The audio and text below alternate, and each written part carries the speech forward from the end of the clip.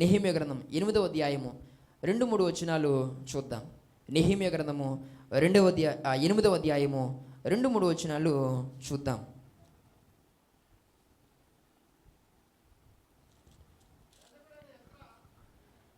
యాజకుడైన ఎజ్రా 7వ మాసము మొదటి దినమున చదవబడు దాని గ్రహింప శక్తిగల స్త్రీ పురుషులు కలిసిన సమాజమంతటి ఎదుటను ఆ ధర్మశాస్త్ర గ్రంథమును తీసుకువచ్చి నీటి గుమ్మము ఎదుటనున్న మైదానములో ఉదయము మొదలుకొని మధ్యాహ్నము వరకు నిలుచున్న ఆ స్త్రీ పురుషులను తెలివితో వినగల వారందరికీ చదివి వినిపించుచు వచ్చాను. దేవునికి స్తోత్రం కలుగును గాక. ఆ ఖాళీ మైదానంలో వారు అలా నించుని ఎజ్రా దేవుని యొక్క వాక్యమును చదువుతూ ఉంటే, ఆ ధర్మశాస్త్ర గ్రంథాన్ని చదువుతూ ఉంటే అక్కడ ఉన్నటువంటి స్త్రీ పురుషులు పిల్లలు అందరూ కూడా అలా నించుని దేవుని యొక్క వాక్యాన్ని వారు ఏం చేస్తున్నారట, వింటున్నారట. శ్రద్ధతో, చాలా శ్రద్ధతో వారు దేవుని యొక్క వాక్యాన్ని వింటున్నట్లుగా మనం దేవుని యొక్క వాక్యంలో మనం చదువుకున్నాం. దేవుని స్తోత్రం కలుగును గాక.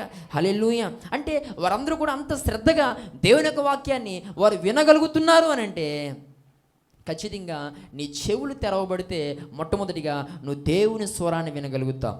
గమనించాల్సిందిగా కోరుతూ ఉన్నాను, ఇక్కడ చెవులు తెరవబడితే వాక్య స్వరాన్ని నువ్వేం చేయగలుగుతావు, వినగలుగుతావు. వారు ఎలా వింటున్నారు అని ఉంది, శ్రద్ధతో. ఓకే, ఇంకా వారు ఎలా వింటున్నారట, వారు నించుని దేవుని యొక్క వాక్యాన్ని. మీరందరూ అయితే ఇప్పుడు మమ్మల్ని కూడా నించుని వినమంటారేంటి అన్నట్టుగా మీరు అనుకుంటున్నారేమో. మిమ్మల్ని ఎవరిని నించోబెట్టను, కానీ అంటే దాని భావం ఏంటంటే వాక్యాన్ని వినేటప్పుడు వారిక కూర్చుని వినాలా లేకపోతే నించుని వినాలా దాని మీద వారికి ధ్యాస లేదు. వారు ఎలా వచ్చిన వారు అలా ఉండిపోయి దేవుని యొక్క వాక్యాన్ని వారు ఏం చేస్తున్నారట, చాలా శ్రద్ధతో వారు వింటున్నారు. సరే, ఎంతసేపు ఎజ్రా ఆ ధర్మశాస్త్ర గ్రంథాన్ని చదివాడు అని అంటే అక్కడ వాక్యంలో మనం చూస్తున్నాం కదా, ఉదయం మొదలుకొని మధ్యాహ్నం వరకు చదువుతూనే ఉన్నాడట. దేవుని స్తోత్రం కలుగును గాక.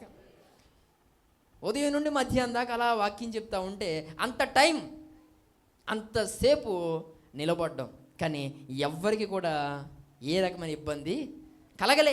కారణం ఏంటంటే వారు తెరవబడిన చెవులు కలిగిన వారు కనుక. దేవుని స్తోత్రం కలుగును గాక. నీ చెవులు తెరవబడితే వాక్యము ఎంతసేపు విన్నా చిట్ట చివర వాక్యం అయిపోతే దేవుడు మాట్లాడడం అయిపోయిందా, అప్పుడేనా ఇంకా కాసేపు దేవుడు మాట్లాడుంటే బావున్ను అనేటువంటి మనస్సు కలిగిన వారు ఎవరు అనంటే తెరవబడిన చెవులు కలిగిన వారు. ఈ మాట్లాడుతున్న ప్రియ సహోదరి సహోదరుడా, నీకు చెవులుంటే, చెవులంటే ఇగో ఇలాంటివి కాదు, ఆ వినే మనసుంటే ఖచ్చితంగా దేవుడు నీతో మాట్లాడడానికి, నిన్ను బలపరచడానికి దేవుడు ఇష్టపడతాడు. దేవుని స్తోత్రం కలుగును గాక. హల్లెలూయా. ప్రకటన గ్రంథములో 7 సంఘాలతో చిట్ట చివరి మాట దేవుడు అదే మాట్లాడతాడు. సంఘములతో ఆత్మ చెప్పుచున్న మాట చెవి గలవాడు 7 సార్లు ఉంటుంది. దేవుని స్తోత్రం కలుగును గాక. 7 సంఘాలతో అదే మాట దేవుడు చెప్తాడు. కారణం ఏంటంటే వాక్యము అంత ప్రాముఖ్యం. దేవునికి స్తోత్రం కలుగును గాక. ఈ ప్రత్యేకమైన సమయంలో ఇలా మాట్లాడుతున్న ప్రియ సహోదరి సహోదరుడు, కాబట్టి మన ఆత్మీయ జీవితంలో ఎంత మాత్రము ఎప్పుడు కూడా వాక్యాన్ని నిర్లక్ష్యం చేయడం కానీ, వాక్యం వినేటప్పుడు అశ్రద్ధ మనం కనపరచడం కానీ ఎంత మాత్రం చేయకూడదు. దేవుని స్తోత్రం కలుగును గాక.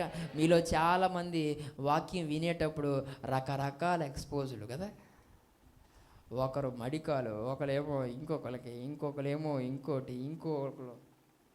ఈ వాక్యం చెప్తున్నప్పుడు మీ పోజులన్నీ మీకు తెలియకుండా ఫోటోలు తీసి మీకు వాట్సాప్ పెట్టేలా, ఇంటికి వెళ్ళేసరికి టింగ్ టింగ్ టింగ్ టింగ్ మనం వచ్చేస్తూ ఉంటే అన్నీ చూసుకుంటే, ఓ నాయన ఇన్ని రకాల పోజులు ఈరోజు మందిరంలో నేను ఇచ్చానా అని నీకు అనిపించాలన్నమాట.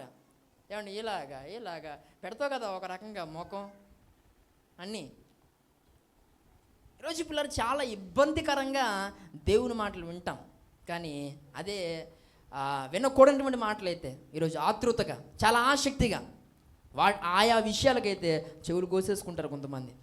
ఈ మాటలు ఉంటున్న ప్రియ సహోదరి సహోదరుడా, నీవు దేనిని వినడానికి నువ్వు మొక్కు చూపాలి అని అంటే దేవుని యొక్క వాక్యాన్ని వినడానికి. దేవుని స్తోత్రం కలుగును గాక.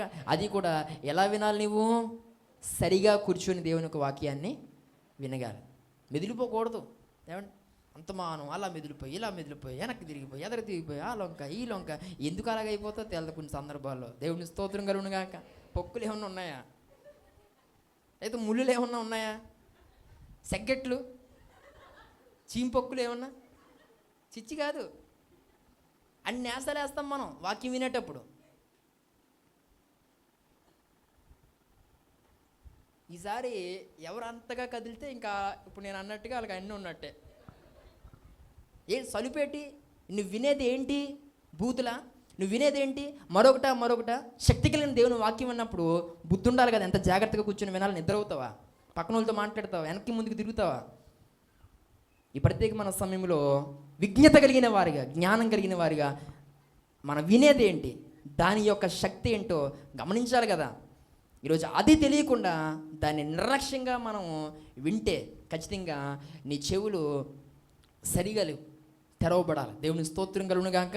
ఈ ప్రత్యేకమైన సమయంలో ఈయన మాట్లాడుతున్న ప్రియ సహోదరి సహోదరుడు, కాబట్టి మనము దేవుని యొక్క వాక్యాన్ని తెరవబడిన చెవులతో మనం వింటే మన జీవితంలో జరిగేటువంటి కార్యం ఏంటి అని అంటే, అదే అధ్యాయంలో 9వ వచనం చదవండి. తెరవబడిన చెవులతో మనం ఎప్పుడైనా దేవుని యొక్క వాక్యాన్ని మనం సరిగా జాగ్రత్తగా వింటే మన జీవితంలో ఎలాంటి కార్యం జరుగుతుంది? ఆ 9వ వచనం, జనులందరూ ధర్మశాస్త్ర గ్రంథపు మాటలు విని యాడ్వ మొదలు పెట్టగా అనే మాట మనం చూసాం కదా. అంటే ఎప్పుడు కూడా దేవుని యొక్క వాక్యాన్ని మనం జాగ్రత్తగా వింటే చివరిలో మనకు వచ్చేది ఏడ్పే. దేవునికి స్తోత్రం కలుగును గాక. దేవుని యొక్క వాక్యాన్ని చాలా జాగ్రత్తగా వింటే చివరిలో మనం ప్రార్థన చేసేటప్పుడు మనకు తెలియకుండానే మన కళ్ళు నుండి ఏమొచ్చేస్తుంది? కన్నీళ్ళు వచ్చేస్తాయండి. పశ్చాత్తాపం కలుగుతుంది. ఎప్పుడు? వాక్యాన్ని సరిగా విన్నప్పుడు.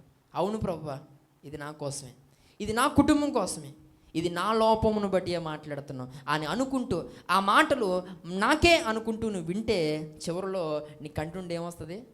కన్నీరు. ఈ ప్రత్యేకమైన సమయంలో కానీ దేవుడు కొన్ని సందర్భాల్లో ఎంత బలంగా నీతో మాట్లాడినా, ఎంతగా నీ లోపాన్ని దేవుడు క్లియర్గా నీ ముందు పెట్టేసిన కొంచెం కూడా పశ్చాత్తాపం రావట్లే, కానీ రోగం వస్తే మాత్రం ఏడుతున్నావు. ఆ రోగం నుండి దేవుడు విడిపితే మాత్రం దానికి కృతజ్ఞత కలిగి నన్ను దేవుడు బతికించకపోతే చచ్చిపోదురంటున్నావు. ఇప్పుడు పోయినా పర్లేదు, నువ్వు బతుకుండే ఏం చేస్తున్నావు కనుక.